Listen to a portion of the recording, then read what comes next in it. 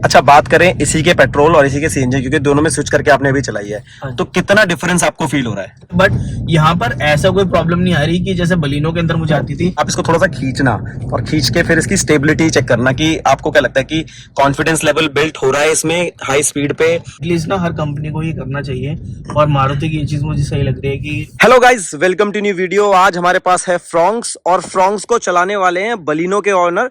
तो अभिषेक भाई, सबसे पहले मैं आपसे पूछना चाहता हूँ कि भाई बलिनो आपने कितनी चला दी है?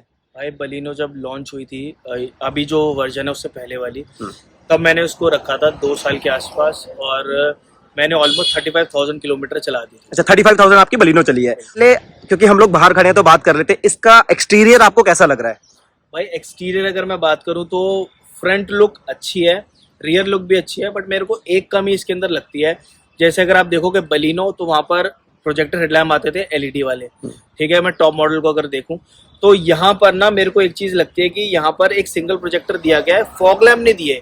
तो एटलीस्ट फॉग लैम्प का कुछ करना चाहिए था कि फॉग लैम्प देने चाहिए थे। टॉप मॉडल को भी अगर हम देखें और हम बलिनो से कंपेयर करेंगे ना, तो मेरे को इसका थ्रो फिर भी कम लगेगा।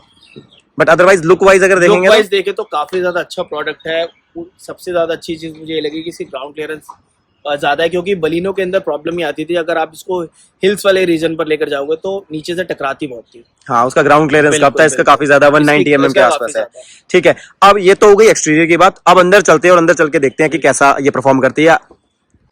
भाई देखो, सबसे पहली चीज अगर मैं बताऊं ना, जैसे आपने मुझे चाबी दी ना, तो ये अभी आपने जैसे बताया 2 महीने पहले ली है। रिसेंटली नेक्सा का लाइनअप है, तो अभी भी मारुति अरेना वाली चाबी यहाँ पर दे रही है। 15 साल से हम ये चाबी देखते हुए आ रहे हैं, तो एटलीस्ट ये चेंज जरूर करना चाहिए। मैं ये पूछना चाहता हूँ, आपको इसका इंटीरियर कैसा लग रहा है? भाई हर किसी को पता था कि मतलब प्लेटफॉर्म दोनों का सेम है, हार्डटेक प्लेटफॉर्म पे डिराइव्ड है।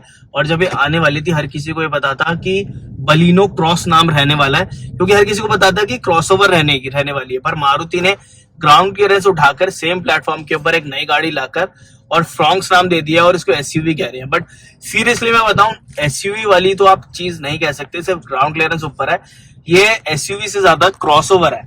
प्रोडक्ट अच्छा है, ग्राउंड क्लियरेंस अच्छी है, क्योंकि आजकल हर किसी को ना एक ग्राउंड क्लियरेंस अच्छी चाहिए। इसीलिए मोस्टली लोग ना एसयूवी की तरफ भाग रहे हैं रादर देन गोइंग की कोई एक सेडान या हैचबैक को ले। अगर हम देखें तो इस टाइम प्रीमियम हैचबैक से भी ज्यादा ना जो मार्केट है, लोग एसयूवी के अंदर जा रहे हैं। और आज से पहले आपने देखा होगा एसयूवी पहले एक ही कैटेगरी हुआ करती थी, आजकल 4-4, 5-5 कैटेगरी बन चुकी है। बिल्कुल, मतलब अब तो माइक्रो एसयूवी भी आ गई है। बिल्कुल। इवन एक्सप्रेसो को लोग एसयूवी बोलते हैं, कंपनी मारुति कहती है ये एक्सप्रेस वो है, हमारी एसयूवी है। बिल्कुल एसयूवी बोलकर चलते हो। एक चीज मुझे अच्छी लगी कि ये वन टच बटन दे दिया गया है, जिससे आप इजीली स्विच कर सकते हो। बट जब मैं इसका पूरा जो एक्सीलरेटर पेडल है वो पूरा दबा देता हूँ ना, तो उसके बाद ये उठना स्टार्ट होती है, तो वो थोड़ा सा आपको डिफरेंस लगेगा सीएनजी के ऊपर। बट पेट्रोल के अंदर ठीक है, जैसे मेरे बलिनो था सेम वही परफॉर्म यहाँ पर कर रही है, तो उसमें ऐसे मेरे को कोई इशू लगा नहीं। बट देखो भाई, अगर आपको कॉस्ट इफेक्टिव कार चाहिए, अपनी जो रनिंग पर किलोमीटर है वो कम करने है ना, तो उस हिसाब से सीएनजी किफायती है। और उसमें आपको थोड़ा बहुत तो पावर की तरफ से जो आउटपुट है वो कम झेलना पड़ेगा। अच्छा, बात करें इसी के पेट्रोल और इसी के सीएनजी, क्योंकि दोनों में स्विच करके आपने अभी चलाई है, तो कितना डिफरेंस आपको फील हो रहा है?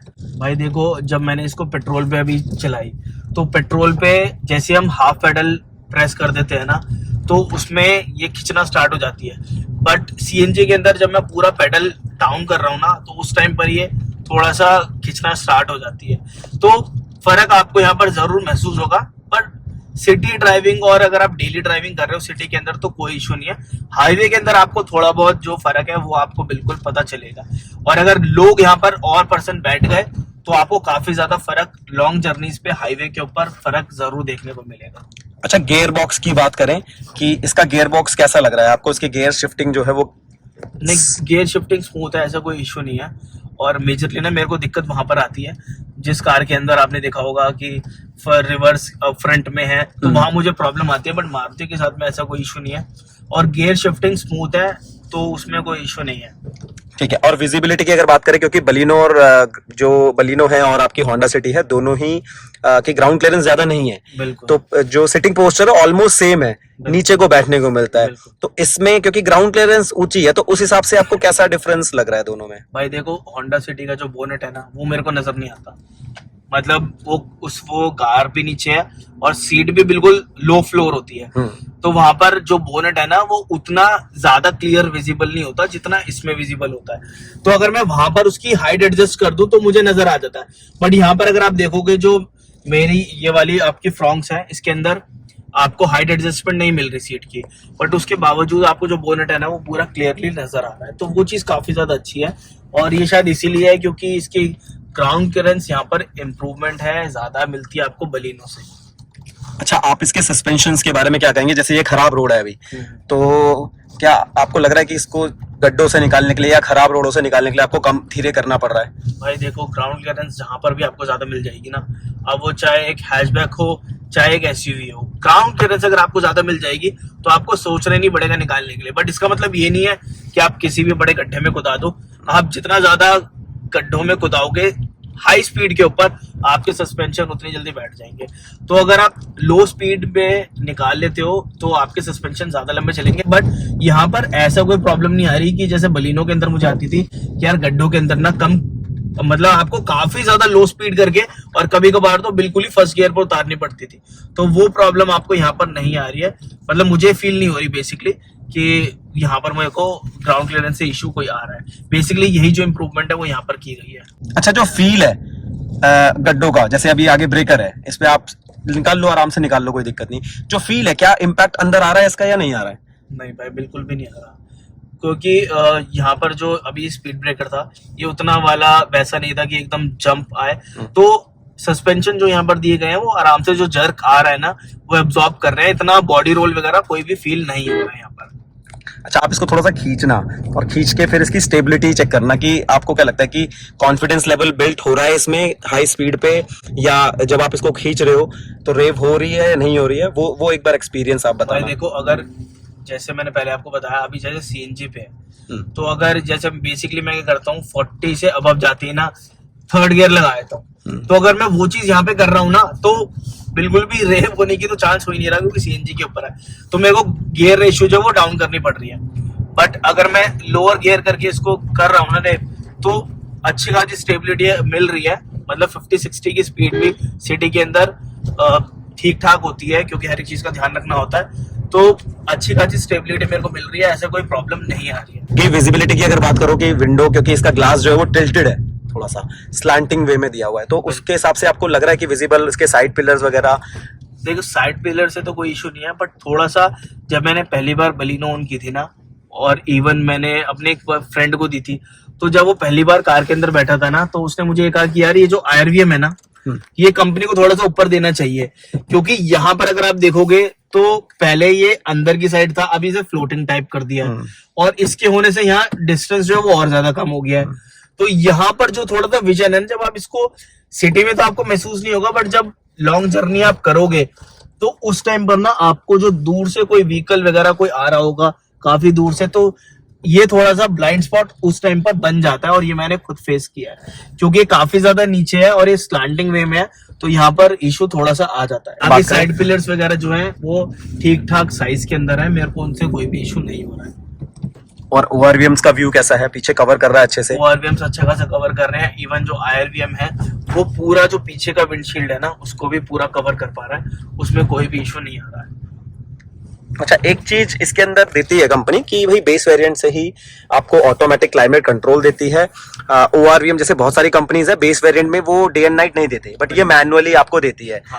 एटलीस्ट ना हर कंपनी को ये करना चाहिए, और मारुति की ये चीज मुझे सही लग रही है कि फ्रॉन्क्स के अंदर ये बेस मॉडल के अंदर भी दे दिया है, बलिनो के अंदर भी है, तो वो चीज काफी ज्यादा अच्छी है। साथ ही ये एटलीस्ट डे एंड नाइट ना हमें चाहे मैनुअल के अंदर दे दे बट दे दे, क्योंकि रात के टाइम पर जब पीछे से किसी का भी डिपर लगता है ना तो आंखों के अंदर काफी ज्यादा स्ट्रेन होता है, तो ये चीज काफी ज्यादा अच्छी है। तो एटलीस्ट आपकी जो आईज है वो तो बचती है, मतलब आप डिस्ट्रैक्ट नहीं होते कार को ड्राइव करते हुए, तो वो चीज जरूर देनी चाहिए, और ये मारुति ने काफी ज्यादा अच्छी चीज की है यहाँ पे।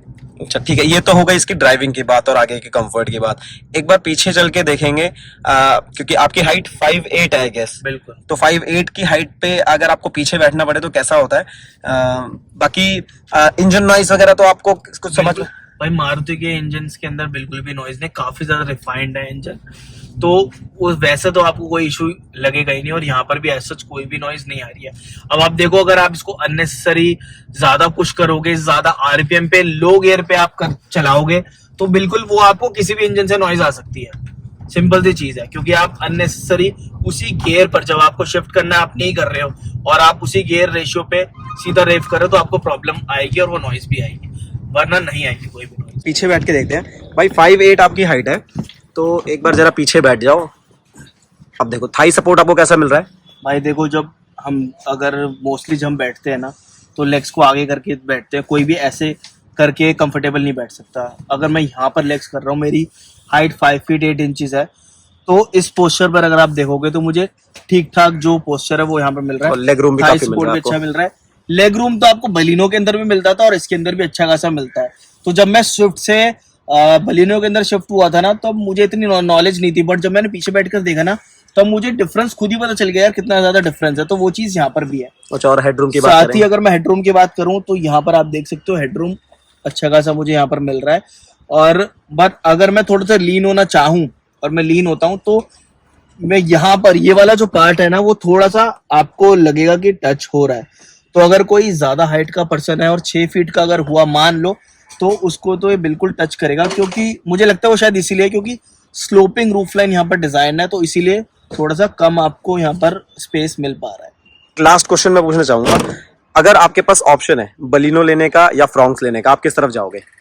देखो, पहली बात मैं बताऊं, मेरे को लो मॉडल्स थोड़े से नहीं पसंद आते, बट अगर मैं फ्रॉन्क्स की तरफ जाना चाहूँगा तो जो कलर है वो मैं जो ब्लू है वो पसंद करूँगा। और मेरे को बस फ्रॉन्क्स की ना एक चीज़ नहीं पसंद आती, जो मैं आपको यहाँ पर बताता हूँ। जो ये दिए हुए ना मोटे मोटे क्लैडिंग्स, जो व्हील आर्चेस दिए गए हैं, ये मुझे नई वाली ब्रेजा के भी समझ नहीं आते। काफ़ी ज़्यादा थिक है और काफ़ी लोग ना उसको पेंट करा देते हैं, उसके बाद वो अच्छे लगते हैं।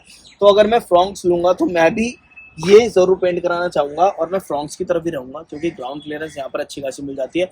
बलिनो के अंदर ऑलरेडी मैं ग्राउंड क्लियरेंस का इशू झेल चुका हूँ, तो मैं फ्रॉन्क्स को ज्यादा प्रेफर करूंगा as compared to Baleno. I think यही रीजन है कि लोग फ्रॉन्क्स की तरफ ज्यादा जा रहे हैं, जो शिफ्ट हो रहे हैं, क्योंकि आजकल हर किसी को ग्राउंड क्लियरेंस चाहिए, इसीलिए लोग एसयूवी की तरफ ही शिफ्ट हो रहे हैं। ठीक है भाई, बहुत बहुत धन्यवाद आपका ये अपना रिव्यू शेयर करने के लिए। तो भाई अगर ये वीडियो पसंद आया, इसको लाइक कर दीजिएगा, कमेंट करके बताइएगा आपके क्या व्यूज हैं फ्रॉन्क्स के बारे में, आपको कैसी लगती है, और दोनों का कंपैरिजन अगर आपको करना पड़े तो आप किसकी तरफ जाओगे। बाकी चैनल पर नए हो सब्सक्राइब कर दीजिए। मिलते हैं ऐसे किसी नेक्स्ट वीडियो में, बाय बाय।